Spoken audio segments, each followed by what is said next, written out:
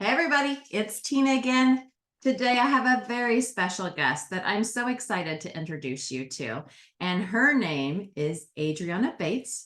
She is an owner of Clear Mortgage here in Kansas City, and she is going to help us step through some very simple definitions defining loan officer. We're going to talk about how a great loan officer realtor relationship, what it looks like, questions you should be asking, and how important it is to have a good, solid relationship with your loan officer. So, Adriana, thank you so much for being here today. Well, I thank you so much for having me as a guest. I'm very flattered. And I love this whole platform. I think it's absolutely amazing and so needed. So you should have done it like 10 years ago. Well, I started it like 10 years ago. It's taken me a minute. It might feel like 10 years ago, but I don't think it's been that long. But it's very needed in the industry. So I'm super, super flattered that you had me on. Well, I'm excited, and Adriana's creating her own for loan officers. So we'll be sure to share and promote that once that launches. So excited for you also. I'll have to do some promos. And then, oh my gosh, look at this. We're future creating content. You're going to be a guest on mine to talk about the importance of the real estate agent and loan officer partnership. And that fits perfectly into what we talk about in our lessons all the time, is looking for opportunities. That's what successful business people do, is they look for opportunities, and that's what makes you so successful. So let's dive right in. You ready? I'm with you. I have to be ready at all times. Here we go. Let's go. Well, as you guys know, we talked about how important it is to establish a relationship with your loan officer. You have to have one that's trusting. You have to have one where you have an understanding of the programs and things that they offer, but you stay in your lane. So tell us a little bit about what works best for you. So your best relationships that you have with realtors, how do they work? What's it look like? So first and foremost, I think it's super important. What you just said is staying in your lane. Okay. But as new real estate agents, it's very, very difficult to build that trust immediately. You're nervous. In some cases, you may only have one or two deals that are going on at one time, and those are very, very important for you. And you are very, very concerned about the experience that your clients are going to have. So when you want to, because your coaches tell you, because your mentor has told you to stay in your lane, I understand. Listen, we get it. It's difficult to do that right off the bat.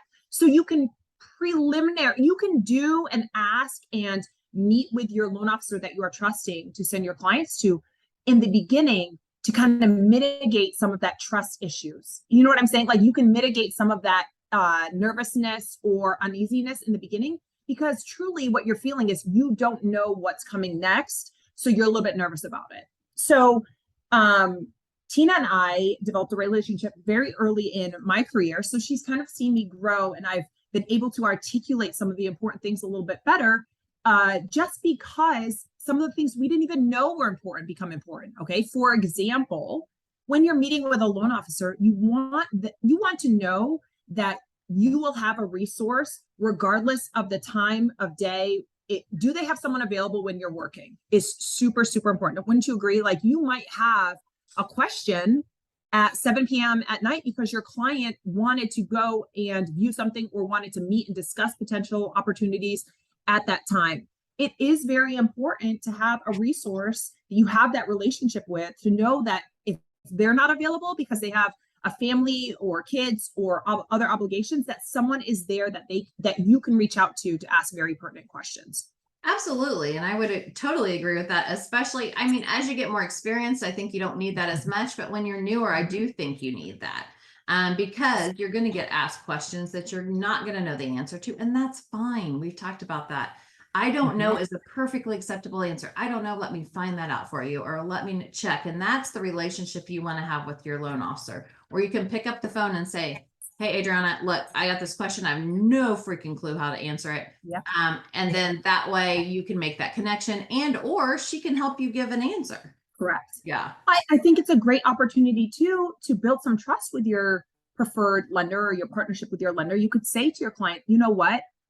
I am awesome at handling one of your largest investments, which is the real estate. When it comes to financial structure, I super trust loan officer XYZ. They would be happy to help. Let me see if I can get them on the line. Something along that way, just so you're not the middle person and could potentially I hate to say the word botch, but you can botch some information. You know, it's like telephone, right? If you're relaying one thing, then it comes to you, then it goes to your client. Sometimes there can be a little bit of misinformation or things can get confusing, and you never want the answer to be relayed to you. Does that make sense? You never want to be the one delivering that information because, gosh forbid, it's something that your client doesn't want to hear. You don't want to be deemed as the bad guy. Let your loan officer be the one that delivers the news that could potentially be something they don't want to hear. You know what I'm saying? Absolutely. And as real estate agents, we want the same thing. Because Yes, I will exactly. give an example. We had an instance last week where these buyers had their own relationship, had a loan officer, and the loan officer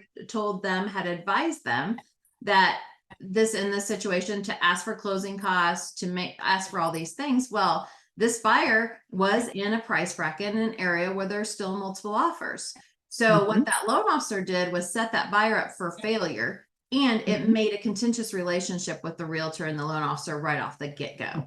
So when we talk about relationships, that is what we're talking about, because I know that Adriana is not going to set me up for failure, because the goal is to get the buyer in the house that they need to be in or want to be in. And sometimes that's not always the house they think. Yes, exactly. And the way that that situation should have been handled is a conversation between the lender and yourself outside of the client to say, Tina, listen, your client is very, very concerned, and I've seen their bank statements. So they're very concerned about their cash to close. Can we develop a strategy? Maybe they can go 10,000 over and then ask for 3,000 in seller concessions or 5,000 in seller concession. What can we do to help them with this problem? Or should I be starting that conversation about a gift? Something like that. This is why a partnership is very, very important, because real estate agents will learn things about their clients that your clients might not be forthcoming to tell you. Okay. And having that trusted relationship will obviously help you serve them better, because you know things that are eating away at them that they might not feel comfortable talking to you about. Absolutely. And it's all about, as we've talked so many times in this course, it's all about setting expectations. Sure, and it's impossible for you as a realtor to set expectations without having that conversation with the loan officer to know what expectations to set. So you teed me up perfectly. One of the things that you definitely want to have a conversation about a potential referral partner, okay, is to say, do you have a great way to include me and to show, so I can relate to my clients where they are in the process and what to expect at each step. I think that's very, very important. I think it allows you as the real estate agent to do some emotional management with your clients, just to, because you know that there is a potential hurdle coming up. For example, if you haven't covered what an appraisal is, this is where a independent third party goes out to the property to make sure that the value is there, since a lender is putting a lien against it. Should your client foreclose or decide not to make their mortgage payments and we have to sell that property, we have someone independently go out and determine the value. Typically, it's based on sales comparables and things like that. Now, that can be a very nerve-wracking piece for your client. If you don't know that the appraisal is about to come back, or that the appraisal came in, it's not happening typically, but it can in case come in low, you need to be able to know that you are getting a panic phone call and your lender has already prepared with you. Okay, here's plan A, here's plan B, here's plan C. These are going to be your options. You're prepared. Your client is going to call you. You need to know that that's coming. Absolutely. Especially in a normalizing market. We are right now in a market that's normalizing. And so appraisers tend to get a little sketch. Yeah. It is As true. the kids say, they get a little sus. So we have to like make sure that we have that relationship. And so if we do have that issue, we have a way to overcome it. And that's what your clients are looking for. And you as a new agent, you are not going to have all those answers to overcome those hurdles, but you just want to make sure you have the right people on your team so that you can overcome those and give your clients options. I think that's a great segue for one of the questions that you need to ask with your lenders is, what type of relationships do you have with your appraisers? Do you have any type of control of who is on your appraisal panel? So I know these are primarily new agents that are on this course. Just so you guys know, we don't get to cherry pick who goes out and appraises the property. We do have to legally put it out to a panel of appraisers, and whoever grabs the order is the one that's going to go out to the property. Now, lenders differ very, very much. As an owner, I can choose some of the trusted appraisers that go onto my panel, which could be very, very important because I have relationships with them. Now, if you decide to use a national lender that might not know the Kansas City market very well, there's a big difference between Hyde Park towards Troost or Hyde Park towards, you know what I'm saying? There's a big difference in neighborhoods, and blocks can make a huge, huge difference in value. So do you want someone that's coming in from Jeff City to come and do a Kansas City appraisal because one of your big box lenders decided to choose them and pay them a little bit more? You know what I mean? It depends on your lender, right? What and type of relationships they have with their and when your lender has a good board, and again, just a reminder, we use loan officer and lender interchangeably. They are not the same thing, but just remember. Sorry, it's okay. I just want to remind them that we talk about it. So so when a great example is we had a rural property, and there was a appraisal from like north of the city. We're in Kansas City, so North Kansas City, sending out like an hour away to a rural property, which is a completely different market. So it's so important. Okay, so that is a fabulous question. What other question would you recommend that they ask? Where is your support staff? Because what you're going to learn is that, particularly post-COVID, a lot of what happens behind the scenes in lending, where decision makers are, matters. Meaning, underwriters are the piece of the process in lending where they make the decision to either approve or deny the financing. In some cases, some of your loan officers have underwriters that are in different time zones, that might be in different states even, where they don't have that relationship where they can truly take your client's situation, walk into that office and say, listen, here, this is what's going on, and have a face-to-face conversation. Not that it's going to make or break your relationship with your lender, but in my opinion, it does make a difference when your loan officer that you're choosing to work with can walk into their underwriter's office or their processor's office, or see them face-to-face and truly have a relationship with that support staff, so your client doesn't feel like they're just a number, okay? So I think it's great to have that discussion with a potential loan officer. Where is the support staff? What does the support staff look like? Not that you want to micromanage the process, but you just want to know. Absolutely. And when you know the process and you know the system, you can make sure that your system works with their system too. Right. So it's very important. And that might not matter to you because you haven't had a situation where you need to actually get an underwriter on the phone, or you're frustrated because something just doesn't make sense to you or is not making sense to you. These are all things that you might learn along the way. But what Tina and I are trying to do is protect you from those future hurts. Absolutely. We have years of failing experience that we're sharing with you. This is what not to do, how to set yourself up for success from the beginning. Absolutely. So, and to keep going with this, another question that you might want to have with your loan officer is, listen, I'm in a market right now where my clients are very sensitive to out-of-pocket closing costs. And not to get into the nitty-gritty of it, but can you explain to me your fixed costs? And do you have any wiggle room with that if I do have someone that is very, very sensitive to their cash to close? Because lenders differ in a number of ways. Loan officers differ in a number of ways. Number one is the rates that they can offer. And number two is the amount of fixed costs that they have to execute on that mortgage. Okay. So there's two things right there that your clients are going to be very sensitive to. Number one, we're in a rising rate environment, so they are going to be sensitive to interest rates. And number two, inflation is here, my friends. People are very sensitive to out-of-pocket costs. So if you have that conversation up front with your potential loan officer to say, look, I'm not going to ask this from you every single time, but if I have a client that is nervous about how much you quoted them out of pocket, is there something that we can talk about behind the scenes? How much wiggle room, how much control do you have over that? Absolutely. I love this. Okay. I think we need to have another video. What do you think? I think we need a couple of videos. I think we need. Yeah, because this is a top 3 things to ask when talking to your loan officer. I think this is a great video. And then if you would be We need so an kind, appraisal one.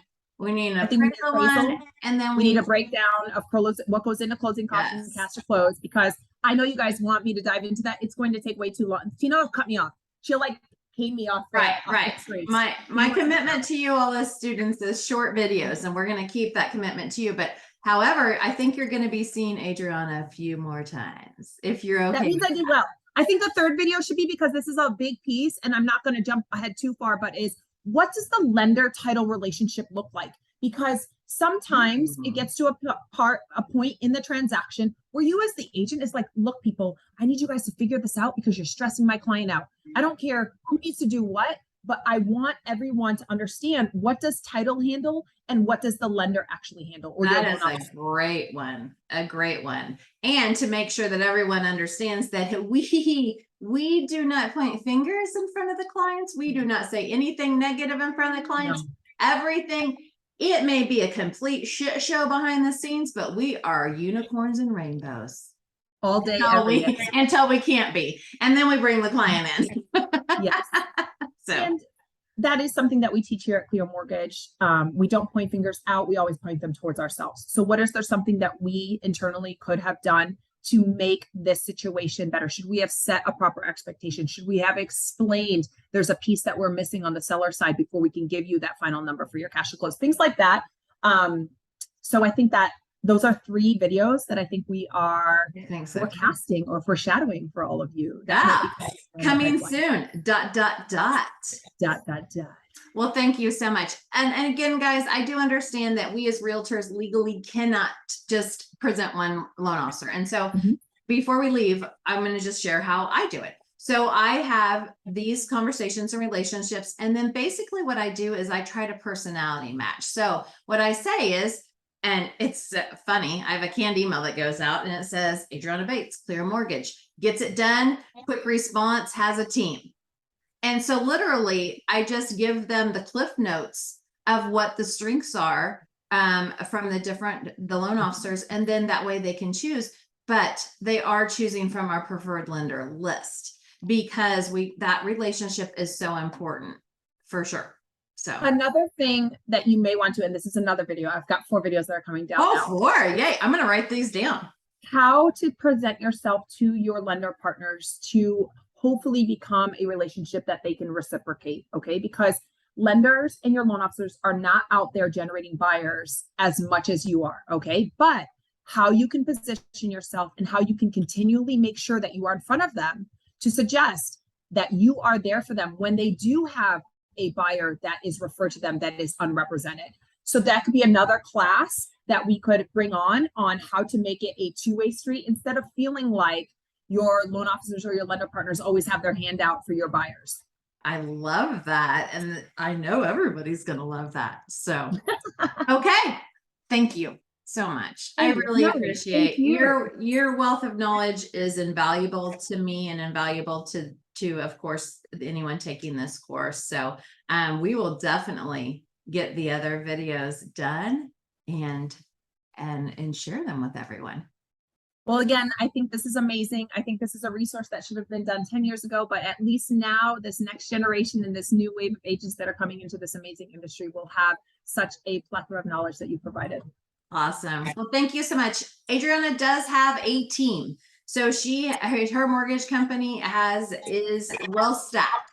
So if you are in the Kansas City area and then you are in need of a loan officer or want to establish a loan officer relationship, then Adriana's information is going to be, I don't know which side it's. We're here, one of the places. It's in this vicinity. To the left or the right. And so I'll have all of her information. So absolutely feel free to reach out to her, and she has a team that will be able to take great care of you. So, and I do have loan officers that have amazing personalities, just like my, no, I'm just teasing, but we do have amazing loan officers that are building their business as well and are looking for new agents to partner and establish their business with it. So if you do want someone that kind of has the same belief and has the same values and work ethic that I do, we do have some options and different personality types. That's awesome. Thank you so much. I really appreciate your time today. Okay, bye.